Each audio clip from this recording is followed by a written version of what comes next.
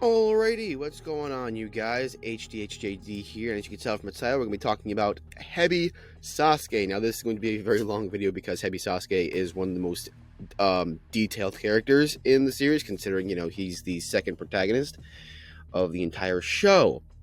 He is currently sitting, I believe, in 5th place.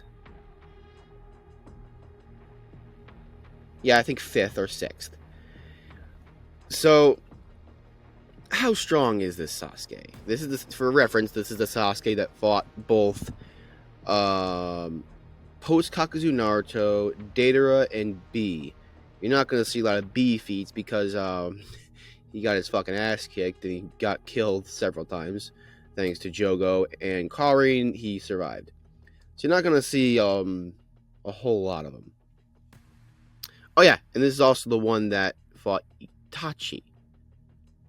So, that should also tell you something. This is pretty much Itachi and back, if I had to put it that way.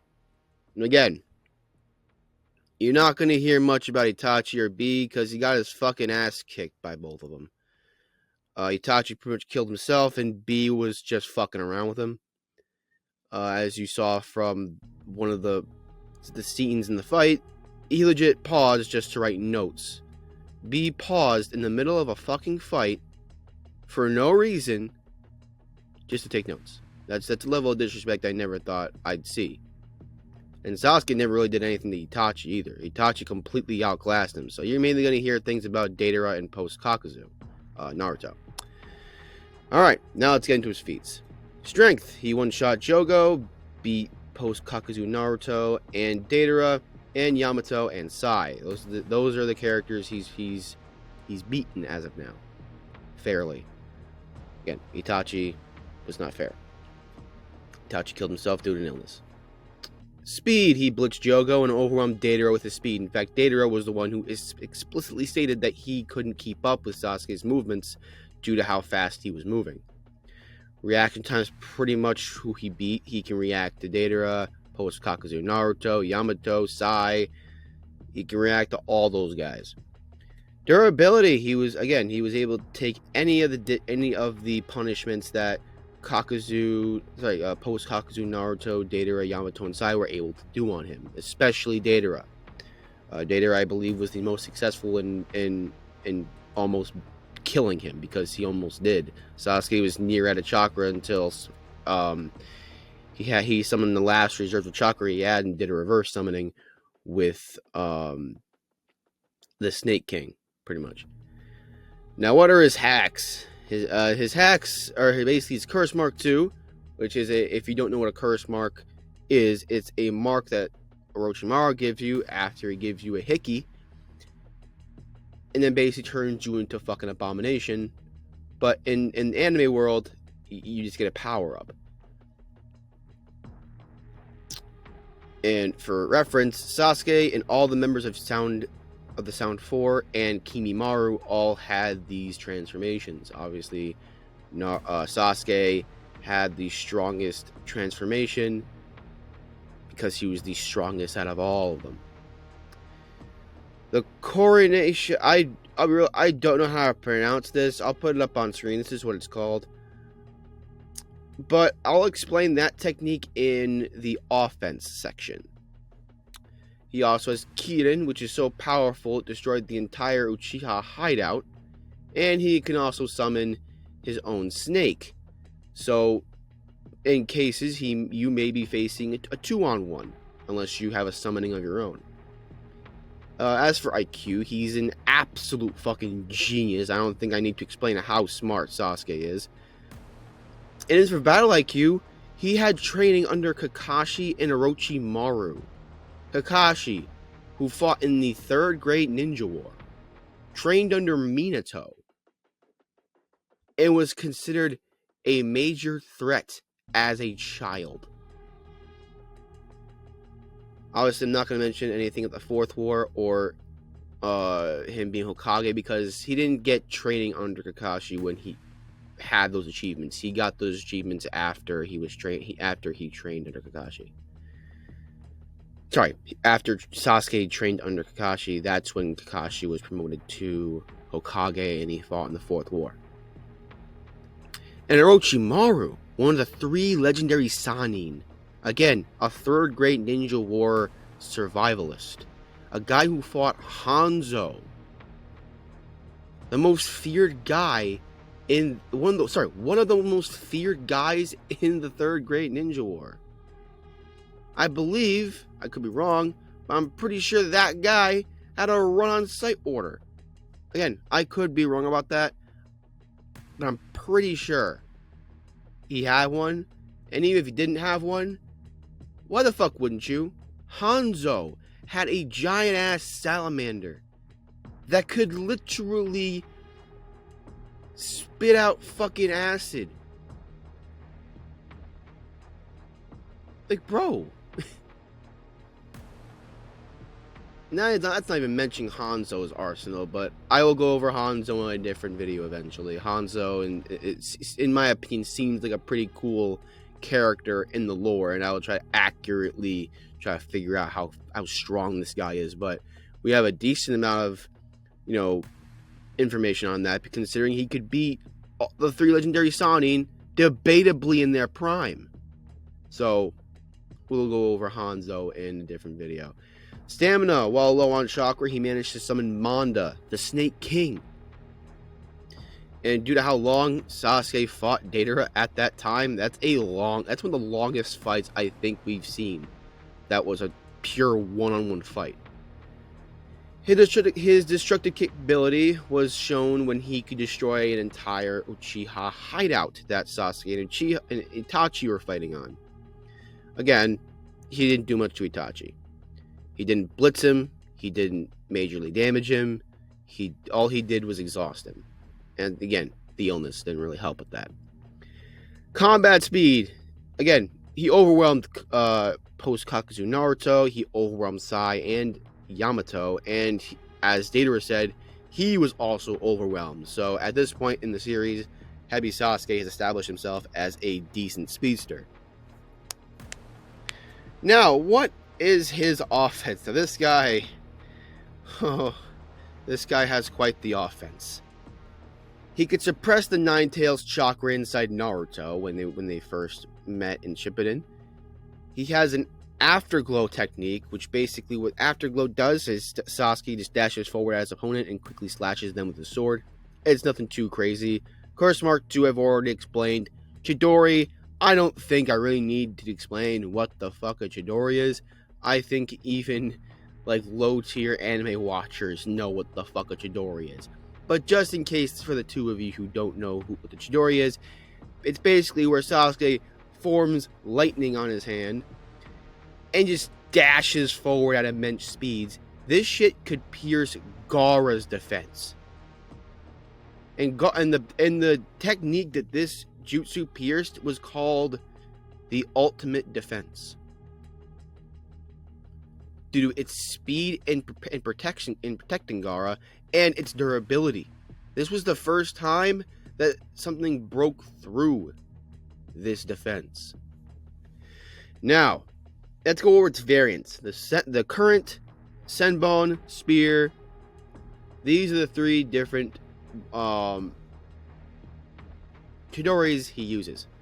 The Chidori current is a Chidori in every direction. An electrical discharge flows from the user's entire body, allowing them to affect multiple enemies. So this is a great area of effect attack. This is a great attack for when you have multiple enemies around you. You can't just Chidori every single one of them without the risk of one of them, getting you. The Chidori Senbon is another variation of the Chidori that uses a shape transformation to create countless sharp Senbon that are fired at an enemy at quick succession. This is also a great show of combat speed. Chidori Spear. This technique uses, again, shape transformation to form the original Chidori into a spear or blade-shaped laser. Now, it only goes 5 meters, right? But you see, this didn't stop Danzo from dying. Yes, if you don't remember, this is the same jutsu that killed Danzo. Or at least, one of the several times that killed Danzo. Yeah, this is a decent technique. It's basically just a fucking lightsaber with immense range, if I had to put it that way. The Sharingan, the Korok, again, I'm not fucking pronouncing this word because I don't know how to pronounce it. But just because I don't know how to pronounce it doesn't mean I don't know what it does. So with this jutsu, right, with a single glance from the Sharingan, right, a single glance from Sasuke's Sharingan, this technique forces a nightmarish genjutsu on the victim, overpowering them and bringing them to their knees. Even the emotionless Sai was deeply affected by this jutsu. Sorry, did I say jutsu? I mean genjutsu.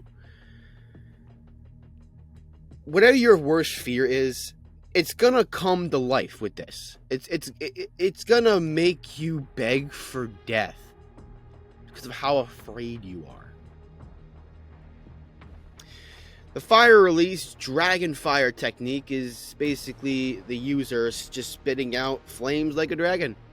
He quickly travels forward in a straight direction, and upon contact with a target, the affected area is engulfed in flames. Its greater variant, the fire release Great Dragon Fire technique, is pretty much that on steroids.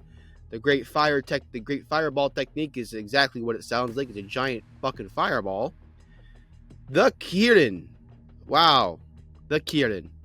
This is probably Sasuke's strongest technique as of right now. At the time of Itachi's death, which in my opinion is the end of Hebi Sasuke, this is his strongest jutsu of all time. Kirin is basically what he needs to do in order to finish off a fight that he simply doesn't think he can win on his own. It's pretty much a bitch pull move. But again, I'll explain what it does. So basically what Sasuke does is he tries to summon natural clouds. That's right, natural clouds from the sky. I just mentioned like thunder clouds. So he basically tries to manually start a thunderstorm or a lightning storm. And in doing this, he forms this lightning into a giant fucking dragon-shaped thing. And with one goddamn downward motion with his hand, or his arm, or whatever, this dragon proceeds to just go straight down onto the target, making everything fucking past tense. Now, obviously, this thing isn't destroying everything. As you know, Itachi survived it due to his Susanoo, but his Susanoo was fucking broken. His Susanoo had two very legendary weapons. Its shield could cancel out any jutsu thrown at it, and his sword could seal anybody it pierces. So, obviously, that Susanoo is an exception. I really hate that we haven't seen a lot of the Kirin. I really do. But due to the destruction it managed to make under Itachi, I have to assume it's extremely powerful and it would take out almost anybody in the series to that point. Alright, enough about the Kirin. Fire release Phoenix Sage Fire Jutsu.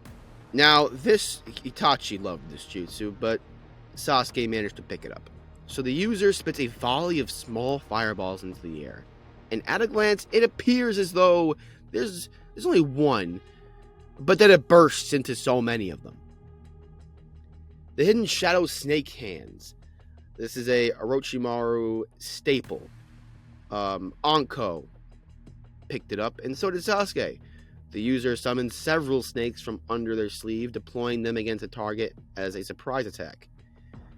Lightning Flash. The user launches a lightning-infused Fuma Shuriken at their opponent. I'll explain what a Fuma Shuriken is in the weaponry section, and it just knocks them back. It's nothing too dangerous if you're a decent ninja, but it's still pretty bad, because again, it's a lightning infused Fuma Shuriken. It's a giant lightning blade coming at you. So okay, so this is gonna be a jutsu a lot of you haven't really heard very much of in Shippuden, the lion combo. As much as he hasn't used this in recent memory, it is still something he can do. So what Sasuke does is he kicks the target into the air and falls close behind them. While in the air, Sasuke provokes the target into attacking him, giving him the chance to counter them, and in turn kick them higher into the air at increasingly higher speeds. And then he decides to flank their sides with another kick. The higher up they get, the faster they move, the more damage they cause to the target. And that's when he proceeds to do his finishing blow to the target after punching them down. When they land on the ground they're fighting on, Sasuke just decides to do a fucking heel drop. So basically, I'm trying to tell you is Sasuke will fucking knock the wind out of you. Or chop you in half with his leg. Either one, you know? Another long one is manipulating windmill triple blade. The user attaches one end of a wire string to a shuriken and the other end to a kunai. The user then throws the shuriken at the target, expecting the target to dodge it. The user then loops the kunai around a tree, or something similar, and then throws the kunai, which the target will also dodge. When the kunai reaches the end of the string's length, it pulls the shuriken back toward the target, striking them from behind. That's what that does. Very, very long, but that's the sum of it. That's the gist of what that is. The manipulation shuriken technique is a technique with translucent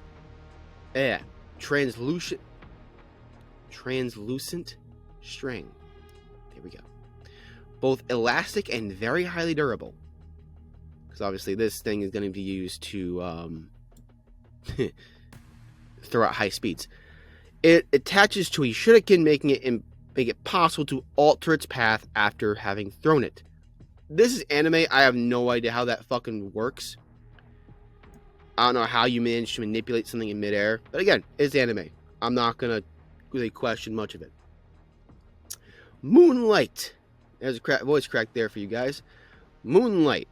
It's basically just Sasuke standing on a sword, balancing himself. And then he kicks the guy. That's all that is. Another hard one. Perjuring Falcon Drop. This one is kind of like the what's it called? The Primary Lotus. But I'll explain what it does. The user grabs a falling opponent by their ankles, wraps their leg around their waist, and then drives them headfirst into the ground. Which just sounds like a brutal way to fucking end it, right? The Shadow Clone Jutsu, obviously.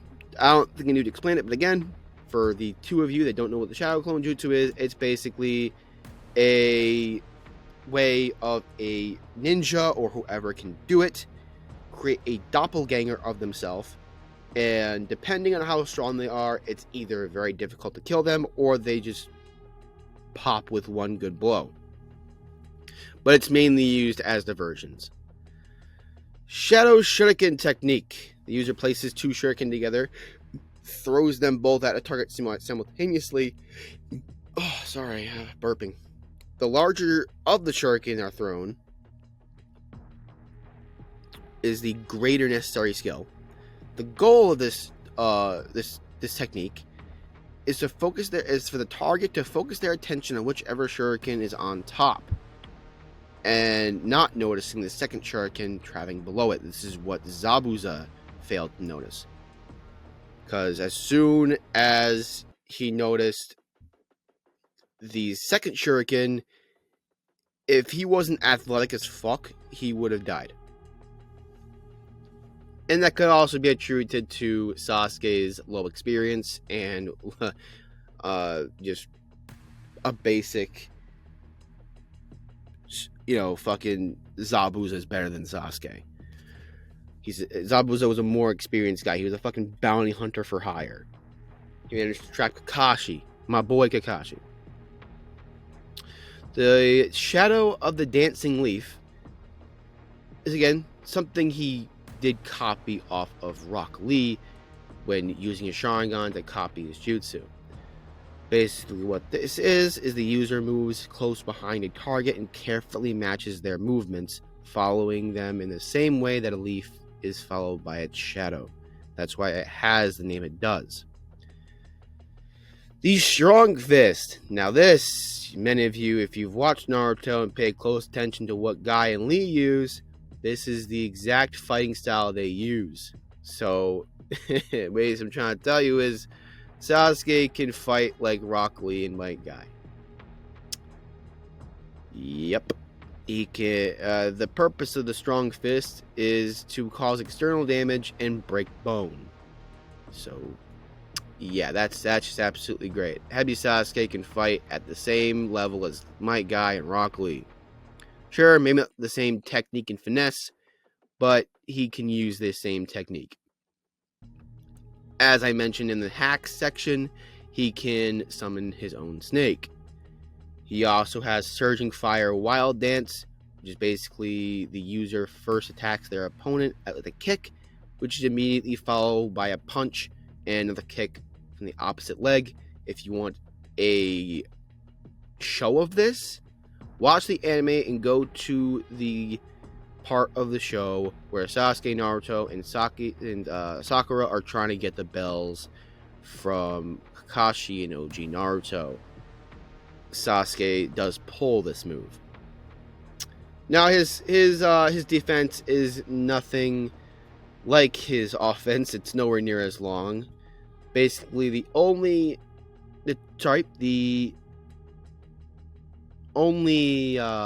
unique jutsus to this are his Binding Snake Glare spell. This basically means he can summon two snakes from out of his sleeves and then coil around the enemy that they're aimed at, and then that captures them. If you want an IRL version of this, go to Shippuden, and when Sasuke meets Suigetsu and Jugo, he proceeds to use this jutsu on them when they go to attack him. He also has the reverse summoning technique. He has the sensing technique, the shadow clone technique, the summoning snakes technique, Chidori Current, Curse Mark II, that Sharingan Nightmare Jutsu, and fun fact, he can shed his skin like Orochimaru. He again, I'm assuming he learned this. His only nature transformations at this point are Lightning, Fire, and Yin. Now, what is equipment? The Fuma Shuriken is a giant fucking shuriken. That's all that is. It's just a giant shuriken. Again, I'll put one on screen for you guys of how big this fucking thing is. He has Wire String, and his most notable weapon is the Sword of Kusanagi. The Sword of Kusanagi is a legendary sword was owned by Orochimaru. He retrieved this sword by opening his mouth and extending a snake, which then opens its mouth and produces it. This is, however, not how Sasuke gets it, After Orochimaru reemerges from Sasuke, though through its 8 tails branch technique, it was sealed by Itachi and his sword of Totsuka. But even then, Sasuke had this even before Orochimaru decided to pull this shit. Orochimaru pretty much handed this sword down to him. Again, the Sword of Kusanagi, it's supposedly supposed to pierce anything, but obviously we didn't fucking see that when Orochimaru decided to use it. on Naruto's four-tailed mode. So yeah, that's Sasuke. Terribly sorry for the 25-minute long video. Oh my god. I'm not gonna keep you guys here anymore. Subscribe to my TikTok. It's legit under the same name. Subscribe to Underdog Productions, which is basically a film. Just me and my friends. We film little movies and stuff. Follow Underdog Gaming. Sorry, Underdog Adventures. That is our gaming channel. And, you know, like this video if you want to see more videos like this. Subscribe to me if you want to see more videos from me. Comment what you'd like to see next. Give me some ideas. And I'll see you all in the next video. See you guys. Love you.